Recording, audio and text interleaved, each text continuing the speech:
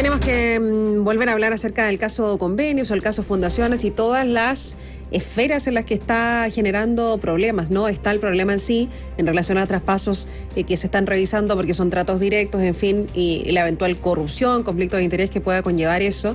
Está también la crisis que tiene el Ejecutivo en no poder contener esta crisis. Ha tomado varias decisiones políticas, se ha cortado la cabeza, por decirlo así, o ha desvinculado a varias personas del Ejecutivo, incluido el Ceremi del Maule, que fue la última noticia la que tuvimos la semana pasada, pero así todo no puede contener la crisis. Y lo otro es lo que está sucediendo particularmente también dentro de la coalición, porque como es un partido el que particularmente está o estaría involucrado, que es un partido del Frente Amplio, que es Revolución Democrática, la otra coalición de socialismo democrático también ha sido bastante crítica, y algunos dicen que esto es una guerra fratricida que había sido complicada desde un comienzo, pero que ahora es todavía más. Particularmente vamos a hablar acerca de este tema porque el caso convenio sigue tensionando al oficialismo, pese a los llamados a evitar las peleas y las críticas tan aceradas que se hacen de una coalición a la otra. Justamente en el socialismo democrático apuntaron al Frente Amplio no solo por los cuestionados contratos con fundaciones, y en los partidos comunista y radical llamaron a las colectividades a no sacar provecho político y terminar con esto que tú mencionabas, el concepto de guerra fratricida. Daniela Ruiz Tagle tiene todos los antecedentes. Daniela, ¿cómo estás? Buenos días. Hola, Daniela. ¿Cómo están ustedes? Muy buenos días. Los saludo desde el Palacio de la Moneda. Estamos a la espera de que llegue el presidente de la República, porque recordemos que, como todos los lunes, se va a realizar el comité político y ya cerca de las 11 de la mañana con 30 minutos, el comité político ampliado. Pero revisemos lo que ha pasado en los últimos días, porque una de las consecuencias directas del caso Fundaciones ha sido el aumento de la tensión, incluso de la desconfianza al interior del oficialismo. Los dos conglomerados de gobierno se han formulado declaraciones apuntándose entre sí. El diputado y presidente de Convergencia Social, Diego Ibáñez, señaló al diario La Tercera que la pelea entre las coaliciones es de una mezquindad absurda, generando reacciones en el oficialismo. El legislador de la bancada socialista, Tomás de Rementería, se refirió a estos dichos y sostuvo que en el Frente Amplio deberían partir por casa, en bajar un poco la tensión, afirmando que este sector siempre ha complicado las relaciones con socialismo democrático. Acá en la quinta región el diputado Ibáñez ha sido bastante duro con el socialismo democrático, él históricamente lo ha hecho, y creo que también el senador Latorre ha sido bastante duro con el ministro Montes y ha tratado de involucrar al PS en algo donde no tiene nada que ver. Creo que deberían partir por casa, de bajar un poco la tensión, de darse cuenta que están gobernando con nosotros. Ellos han tensionado siempre la relación con el socialismo democrático. ¿Qué es lo que ocurre, por ejemplo, en el Partido Comunista? El diputado Boris Barrera aseguró que especialmente quienes componen el oficialismo no debiesen aprovecharse políticamente de esta situación y que para afrontar la compleja situación se tiene que mostrar más unida que nunca para seguir con la agenda programática de la moneda y no paralizar así el trabajo. Además, enfatizó en que cada partido, dice él, que pueda estar involucrado en algún caso de corrupción, deberían hacer una reflexión interna.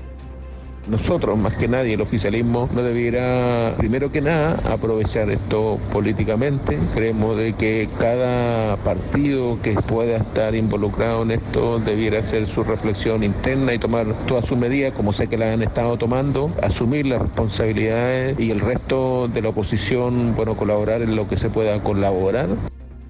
En tanto, el diputado de la bancada del PPD, Héctor Ulloa, sostuvo que el tema de los convenios ha causado una desconfianza generalizada y no solo entre las coaliciones del gobierno, sino que también en la ciudadanía política, la ciudadanía con la política, dice él. Por ello, indicó que para comenzar a recomponer estas confianzas y que se perdieron, dice él, hasta ahora, no puede haber blindajes y se debiese asumir todas las responsabilidades políticas que existan. Un camino que puede ser largo de reconstrucción de confianza. En primer lugar, no pueden existir blindajes, naturalmente. Las personas tienen que hablar con la verdad. Fundamentalmente, todas las autoridades de gobierno tienen que entregar todos los antecedentes, insisto, sin blindaje posible, ante Contraloría y ante el Ministerio Público, de manera que en un primer momento la clase política no aparezca protegiendo ningún tipo de interés. Yo creo que ese es el principal camino de reconstrucción, creo, de confianza. El diputado Tomás Lagomarsino llamó a terminar con la guerra fratricida, dice él, en el oficialismo, sosteniendo que puede parecer excesiva la respuesta por parte del socialismo democrático. Junto con esto, afirmó que todo lo que ronda, dice él, en la opinión política por la escandalosa situación de dirigentes de Revolución Democrática tiene que ser adecuadamente juzgada para que se llegue a las sanciones que correspondan. Que efectivamente el senador Latorre fue parte de esta guerra fratricida con sus dichos en muchas oportunidades, pero ahora que él está en el suelo, por cierto que la devuelta de mano que han tenido algunos personeros del socialismo democrático parece excesiva. Lagomarsino advirtió que si se sigue en esta guerra fratricida, el gobierno se va a hundir aún más. En tanto, el presidente del Partido Liberal, Juan Carlos Ursúa, criticó las declaraciones que han emitido tanto del Frente Amplio como también por parte del socialismo democrático, asegurando que el Ejecutivo venía con el objetivo de cambiar la forma de hacer política, pero dice él, sigue siendo más de lo mismo. Las crisis que se están presentando, las declaraciones que van y vienen, sigue siendo más de lo mismo que hemos vivido permanentemente. Veníamos como gobierno con un enfoque de cambiar el modo de hacer política y no hemos logrado encaminarnos porque finalmente caemos en las mismas viejas reyertas, intracoaliciones que no contribuyen en nada y que para la gente son absolutamente irrelevantes. Bueno, ¿qué es lo que va a pasar durante esta jornada? Se espera una reunión, lo sabíamos, del comité político ampliado, pero lo que resienten Katy Nivaldo en relación a el manejo de esta crisis política es que, por ejemplo, el Ejecutivo, el comité político, no esté dando lineamientos concretos a los distintos partidos. No existe esta toma de control, ¿no es cierto?, toma de timón por parte de la jefa del gabinete, Carolina Toá, a los distintos partidos políticos. Ella se ha mantenido bastante al margen de lo que ha sido esta situación, este caso Fundaciones, mientras que, lo comentábamos la semana pasada, ya se decidió por parte del Ejecutivo que la ministra Camila Vallejo y el ministro Luis Cordero, ministro de Justicia, van a tener un rol primario en defender al Ejecutivo y al oficialismo en esta materia. En segunda línea va a estar Álvaro Elizalde, ministro de la SECPRES, y también el ministro Carlos Montes, ministro de Vivienda, en quien recae y ha recaído durante todas estas semanas este caso que sin duda complica al gobierno mientras más se van conociendo antecedentes.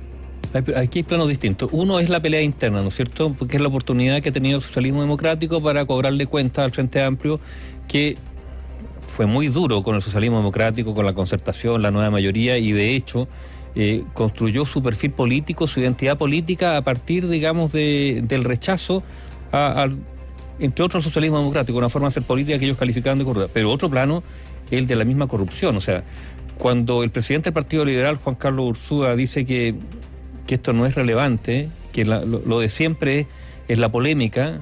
No, si lo de siempre no es la polémica. Lo de siempre es que haya corrupción. Entonces, esto, uno escucha a estos personeros y dice, bueno, como que se están mirando el ombligo, ¿no? O sea, están muy preocupados de si esto va a generar quiebre o diferencia al interior de la coalición, pero hay un problema anterior, que es el de la entrega de dinero, aparentemente bajo fórmulas corruptas, a fundaciones. Y ante eso, las polémicas internas realmente son subsidiarias, o sea, no tienen mucho que ver. Si no solucionan lo primero, lo segundo va a estar ahí.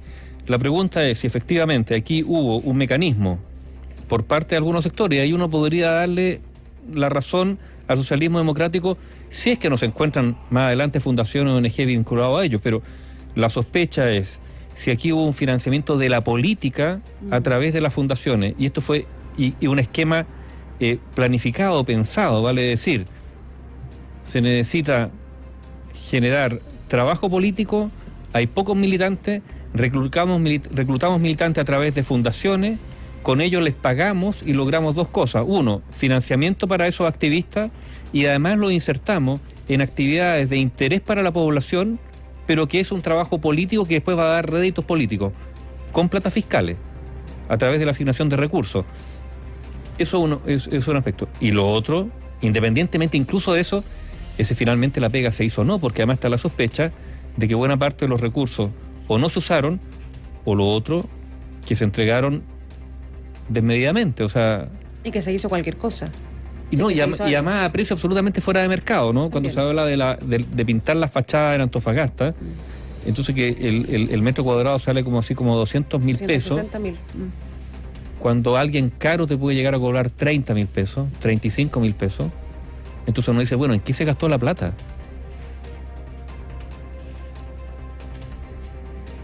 Eso es la corrupción. Entonces, primero hay que destrabar aquello, pero aquí estamos ante un esquema y por eso es tan complejo. Aparentemente, digamos, esto tendrá que probarse, presunción de inocencia, lo que quieran, pero aquí aparentemente hay un esquema de financiamiento o de financiación desde el Estado a actividades de partidos políticos a través de fundaciones. Tanto que se habló, y el Frente Amplio, ¿no es cierto?, tanto que habló del financiamiento ilegal de la política, bueno, estaríamos aparentemente ante algo similar, pero ahora con plata del Estado, no a través, como ocurría anteriormente, digamos, con financiamiento desde particulares, con boletas y facturas truchas, ¿no? Por eso es tan grave esto, porque a ver, esto va en contra del discurso con que el Frente Amplio creó su identidad, de una especie de pureza, de hacer, como decían ellos, una política absolutamente distinta a lo demás, en particular en relación a fenómenos como el financiamiento ilegal de la política. A ver, es una gran prueba, más allá del compromiso sobre el que hicieron su carrera, y ya lo hemos comentado anteriormente, en relación a nunca cometer este tipo de situaciones y otras en las que también han incurrido, como nombramientos de cercanos en cargos públicos que han sido muy cuestionados, como el asunto de rebajar los sueldos y finalmente no hacerlo, sino que incluso subirlo en algunas personas con una circular especial. Circulares especiales de, no sé, de ministerio. Para avalar ese aumento de sueldo. Entonces, estamos hablando de cientos de personas, no decenas. Claro, o no nombrar a las mismas personas de siempre. En fin, son situaciones en las que ellos se comprometieron o hicieron su vida política sobre la base de esas máximas que finalmente no pudieron cumplir. Pero esto es todavía más complicado. Había un análisis, Dani, durante el fin de semana en relación a que este caso es mucho peor que lo que ha sucedido con las 2 derrotas electorales, por ejemplo, que ha tenido que enfrentar el Ejecutivo, que le han conllevado cambios de gabinete. Para allá también voy a ir en mi argumentación, porque está, bueno, el plebiscito de salida con el ganando el rechazo, todos sabemos lo que opinaba el presidente Boric y todo su ejecutivo respecto de ese proyecto constitucional que no resultó, y lo que sucede después con la elección de los nuevos consejeros constitucionales. Yo imagino que hay discusiones respecto a eso allá en La Moneda, Dani. Sin duda es, yo diría, la crisis más grande por la que ha estado atravesando el gobierno. Tú lo decías, Katy, se había dicho el año pasado que, claro, una derrota electoral como la del plebiscito del 4 de septiembre fue sin duda algo que derrotó al Ejecutivo, que lo llevó a echar mano dentro del comité político, pero lo cierto es que en este caso el gobierno está viendo su credibilidad en cuestión. La última encuesta CADEM lo demuestra, ¿no es cierto? Las cifras lo demuestran, y es por ello entonces que existe tanta preocupación. Ahora, respecto a un cambio de gabinete, en el gobierno se resisten a ello. ¿Por qué? Porque si sale, por ejemplo, Carlos Montes, que es el histórico socialista que ha tenido que cargar con esta situación, dicen desde el socialismo democrático, principalmente del PS, no vamos a permitir que Montes caiga solo. Y ahí está el problema, porque si cae Montes, también debería caer, dicen, Giorgio Jackson.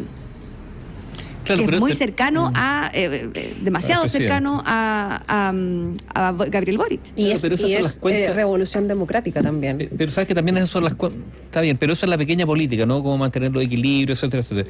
Aquí hay, yo insisto, en estos 2 planos que tú mencionabas. Las derrotas en el plebiscito son terribles. ¿Por qué? Porque demuestran que la ciudadanía no respalda aspectos fundamentales de lo que fue su propuesta política. Es una derrota política gigantesca. En el caso de Las Plata, la derrota va por otro lado, tiene que ver con que esa superioridad moral con la cual ellos se presentaron ante la ciudadanía diciendo que ellos no iban a cometer determinados errores o delitos, porque estamos hablando de la corrupción, es un delito, y que por lo tanto ellos se instalaban en un estándar superior y por lo tanto enjuiciaban al resto de la política desde una superioridad moral. Esto se derrumbó. Son planos distintos. No sé cuál es más grave del otro. Probablemente yo creo lo primero, insistir en posiciones políticas que no tienen un respaldo mayoritario en la ciudadanía. Para un político eso es terrible. y sobre todo no darse cuenta de aquello y persistir en lo mismo. Pero claro, las dos cosas se juntan a la hora, por ejemplo, de configurar equipos, de ver quién tiene la culpa.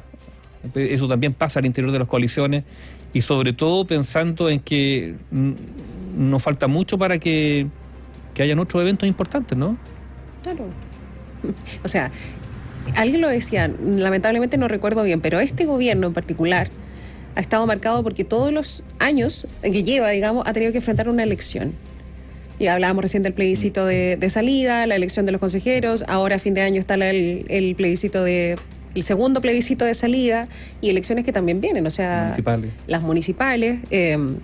Por lo tanto, claro, siempre es un camino bastante complicado desde el punto de vista de la ratificación de la ciudadanía en cuanto a elecciones. Quiero ir a una tesis que se esgrimía ayer en algunos diarios, particularmente una entrevista a Alfredo Yoñán en La Tercera, que le hablaba de que el presidente estaba solo. Que parecía que al presidente nadie lo protegía. Con pena, decía. Ay, triste, exactamente. Probablemente por la tristeza, dice. Embargado por la soledad, probablemente por la tristeza. Que es algo que también hemos revisado acá en alguna oportunidad en relación a que todo llega al presidente. Crisis que pueden ser contenidas mucho antes. A ver, recordemos que él anunció la salida del subsecretario de redes asistenciales, en medio, que era Fernando Arauz, ¿no? En medio de una crisis que no necesariamente tenía que involucrarlo a él. ¿Sabes lo que pasa? ¿no? Que da la sensación de que el presidente Boric no ha encontrado su lugar. O sea, no se ha generado un engranaje de toma de decisiones donde esté claro dónde está él. Porque por un lado a veces parece que no está, y que son los ministros los que están en el día a día tomando decisiones, y de repente él está en una toma de decisión muy, muy puntual. Entonces, bueno, quizás ese sea el diseño, ¿no? No tengo idea. Puede ser. Pero hay señales, claro, que son... Ahora, también, está bien, lo que hizo Yoñán puede ser cierto en el sentido, ¿por qué el presidente estaría solo? ¿Porque no tiene partido detrás? A ver, lo que ha ocurrido con los partidos, todos los partidos que han disminuido su presencia, su respaldo ciudadano a nivel, más allá de la cantidad de militantes que ofrecen, ¿eh? Porque algunos te dicen que tienen 30.000, 50.000 militantes, y ahora de los que hubo votan 12. Claro, en las elecciones internas. Entonces, pero hoy día el peso de los partidos se ha reducido tanto, claro, que todo político hoy día está menos sostenido, está menos acompañado, porque tiene partidos más débiles. Eso también es un dato de la causa. Bueno, a propósito de lo que se conversa, Daniela, regularmente en todas las semanas en los comité político ampliado, me imagino que también se habla de esto, ¿no? De cómo arropar finalmente al presidente y no mostrarlo así. Vamos a hablar acerca de lo que dicen las encuestas, con su ya no 30%, sino que más bien 28% de aprobación, que es un núcleo duro, pero que lamentablemente es importante, o sea, sí, pero no le permite avanzar, por ejemplo, en sus reformas, porque no avanza. Pero si el presidente nunca tuvo mayoría... A ver, en la primaria, ¿cuánto sacó? 27. En la primaria En la primera vuelta. Ah, sí. No, que estaba pensando en la otra primaria. Ah, no. Yo me equivoqué. En la primera vuelta. Ok. Ese es un núcleo duro, ¿no es cierto? Sí. 27, claro. 28%. Y después está la lectura que en realidad, más que elegirlo a él, que fue una elección mayoritaria. Mayoritaria, claro.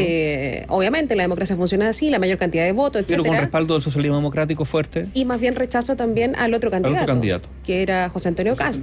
Entonces, y a poco andar era claro que en el Congreso, digamos, la elección no fue favorable para la coalición gobernante. Claro.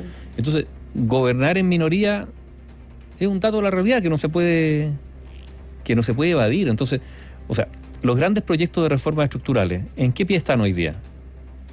¿Dónde mismo? Bueno, forzado a una negociación que probablemente implique ceder bastante para que se aprueben. Bueno, la tributaria se cayó en su primera opción. Claro. Y ahora nos encontramos con el ministro Mario Marcel, que está llevando hace muchas semanas ya conversaciones para alcanzar algún punto de equilibrio, digamos, con la oposición para sacar adelante esa reforma.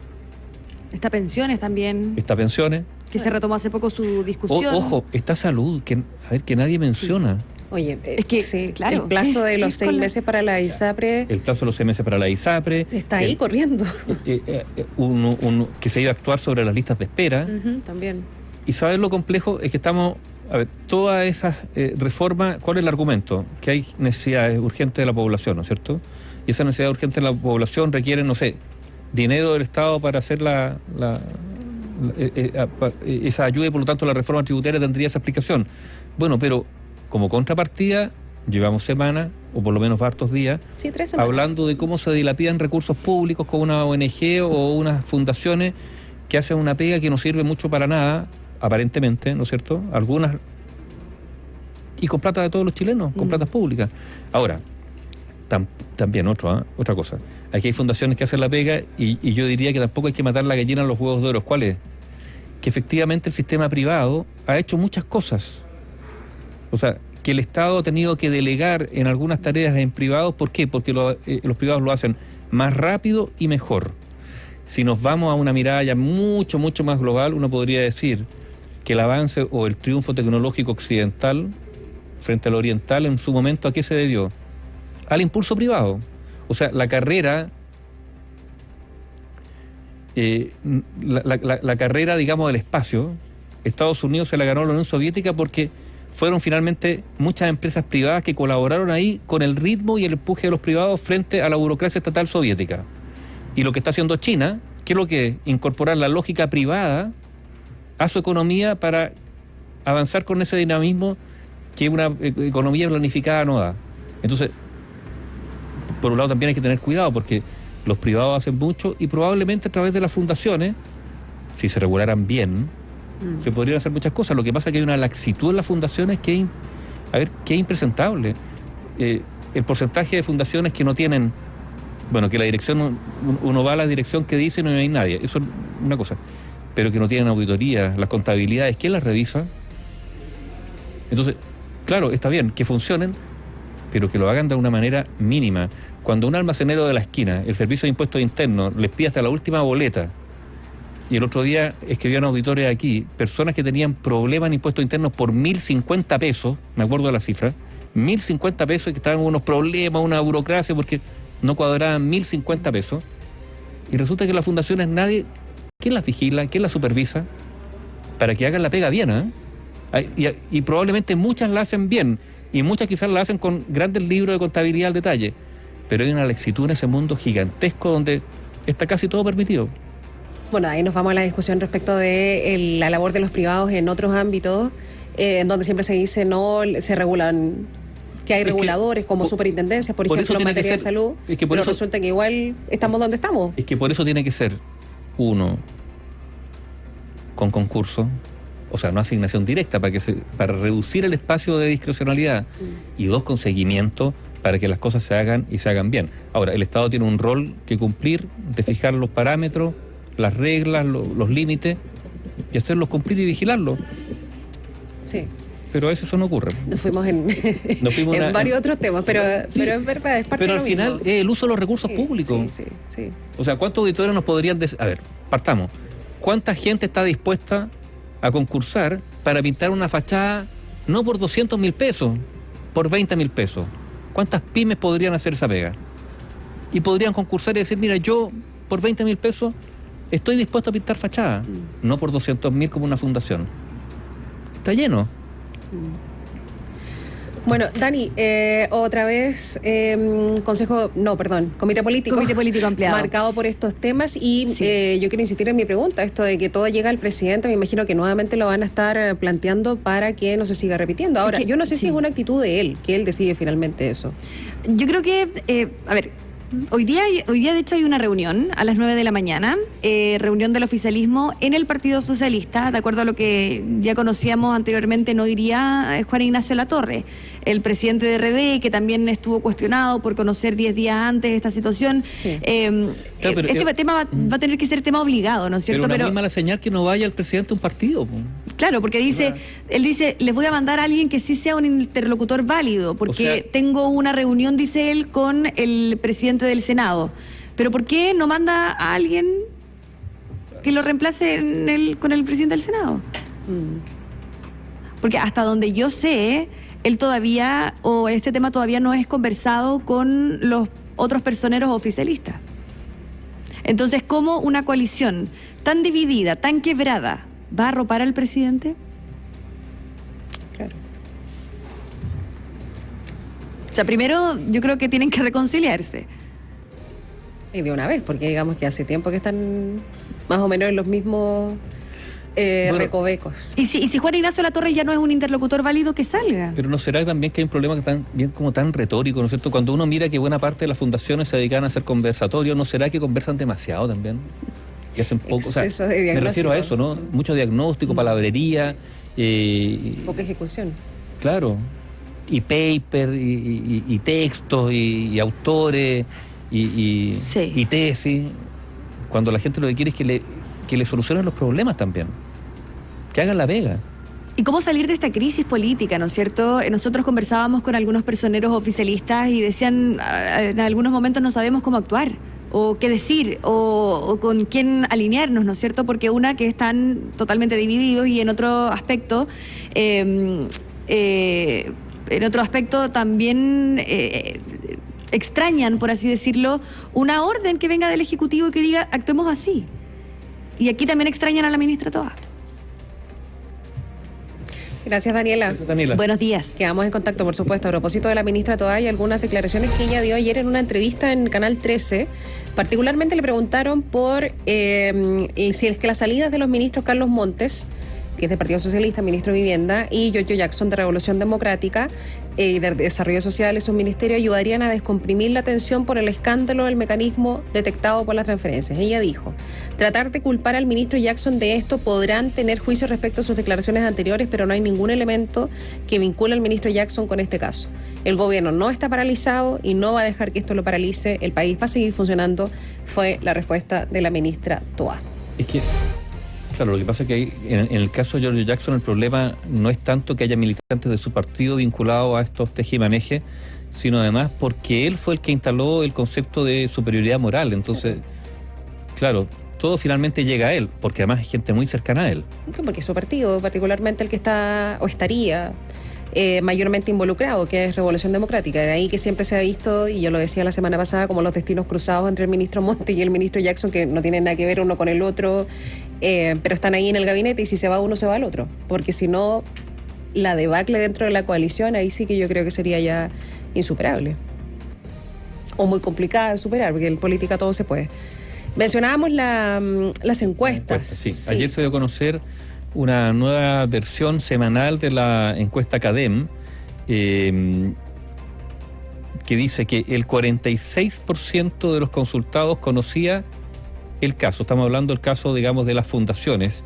Y frente a una serie de alternativas dadas, asocia la crisis de las fundaciones justamente con la figura del ministro de Desarrollo Social, Giorgio Jackson. Claro, que es una repercusión directa en la moneda de este llamado caso fundaciones que se destapó hace algunas semanas cuando se conocieron los estrechos vínculos y los traspasos de dinero de Democracia Viva y el Partido Revolución Democrática, del que el ministro Giorgio Jackson es militante y es fundador. A ver, ¿qué dice la encuesta CADEM? Dice que la aprobación a la gestión del presidente de la República, Gabriel Boric, se mantiene, pero claro, bajo los 30 puntos, pero en un 29%, que es, yo insisto, es un amplio y fuerte respaldo, no mayoritario, pero duro, porque pese a todos los avatares, digamos, sigue teniendo ese respaldo el presidente Boric. Sí, yo insisto en que, claro, que es importante, pero para lo que él quiere hacer y para lo que se comprometió, no le alcanza. No alcanza. No le alcanza todavía. Sobre los vínculos entre fundaciones y políticos, según la encuesta CADEM, un 73% supo o escuchó hablar del caso Democracia Viva,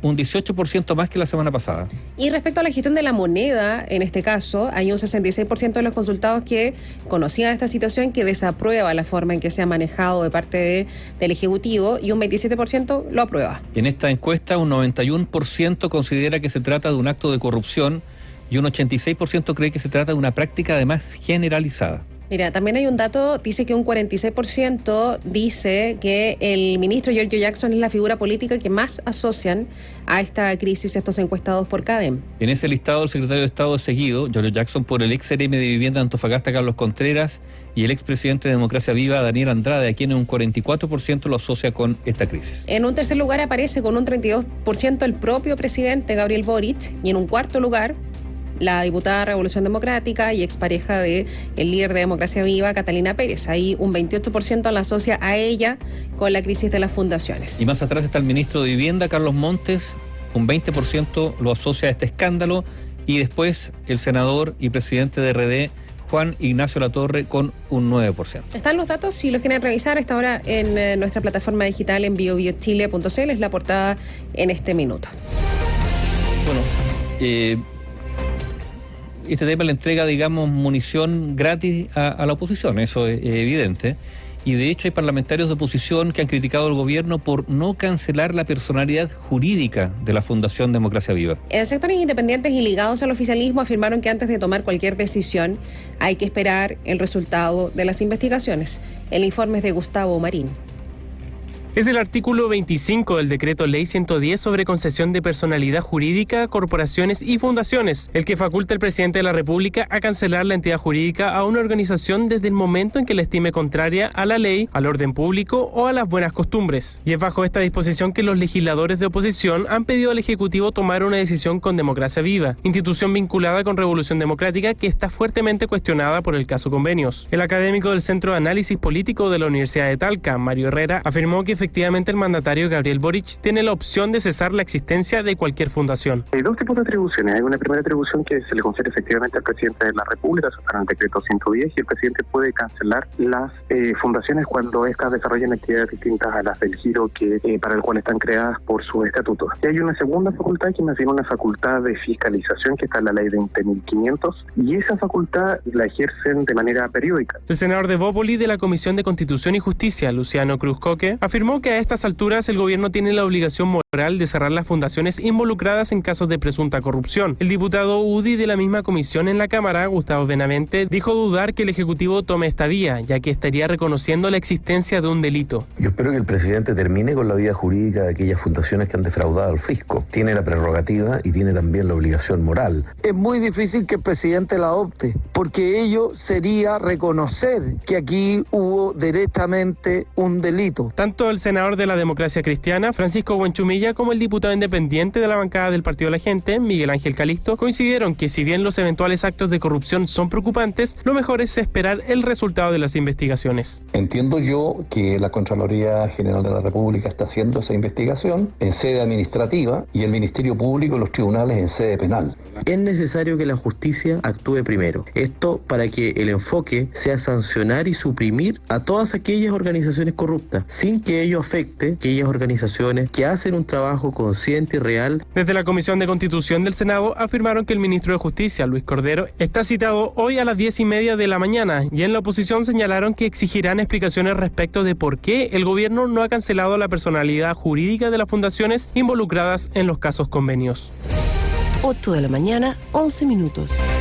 A ver, no es un mal argumento esperar para tomar esa decisión lo que dicen los tribunales de justicia, pero hay otro plano que es el plano de las responsabilidades políticas.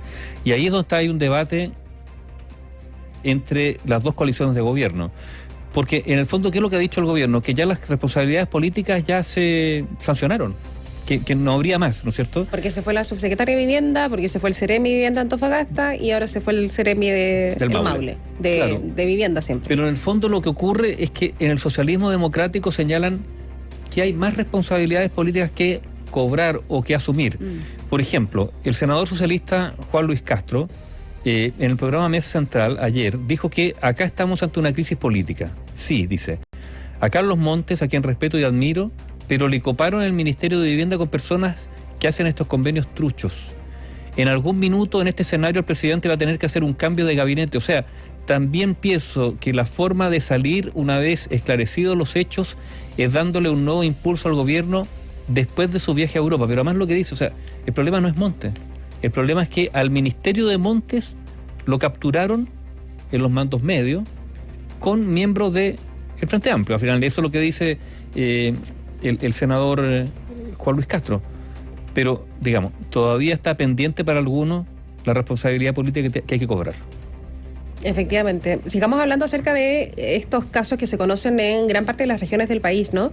El diputado de la UDI, Sergio Bobadilla, va a presentar la primera querella por malversación de caudales públicos, fraude al fisco y tráfico de influencias por 3 convenios de traspaso de recursos entre el Servicio de Vivienda y Urbanismo en el Biobío y la Fundación Urbanismo Social. Ahora, también en la región del Biobío se mantiene una fuerte presión de parlamentarios, incluso del oficialismo, que están pidiendo la salida de la delegada presidencial Daniela Dresdner. Desde Radio Biobío de Concepción nos informa José Manuel Lagos.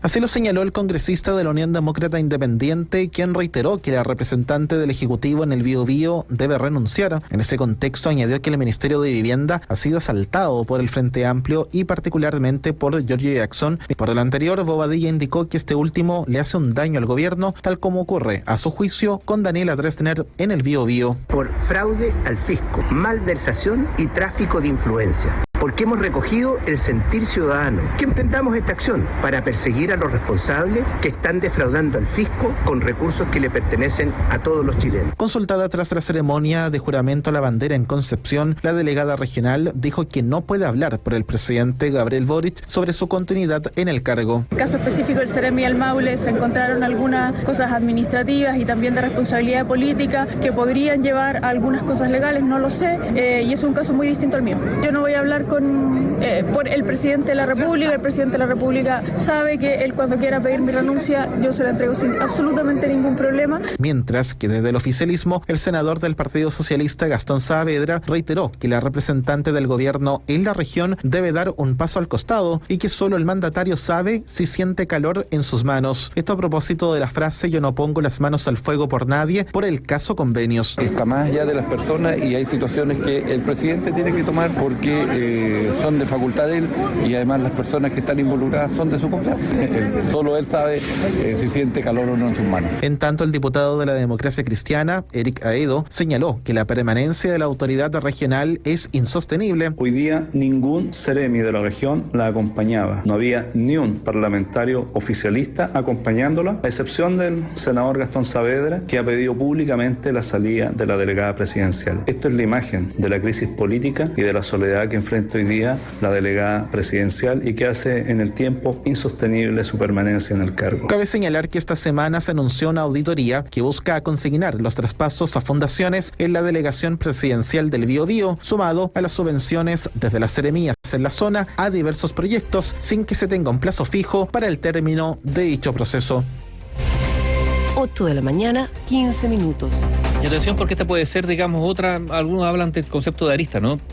En el caso Fundaciones, porque la Agrupación Nacional de Empleados Fiscales, la ANEF, denunció en la Contraloría al gobierno regional de Antofagasta por el traspaso de recursos a una fundación ligada a los jesuitas. Esta agrupación, la ANEF, dijo que la institución en todo amar y servir accedió a documentación del gobierno regional y utilizó oficinas también de esa repartición. Isidora Santa Cruz nos informa.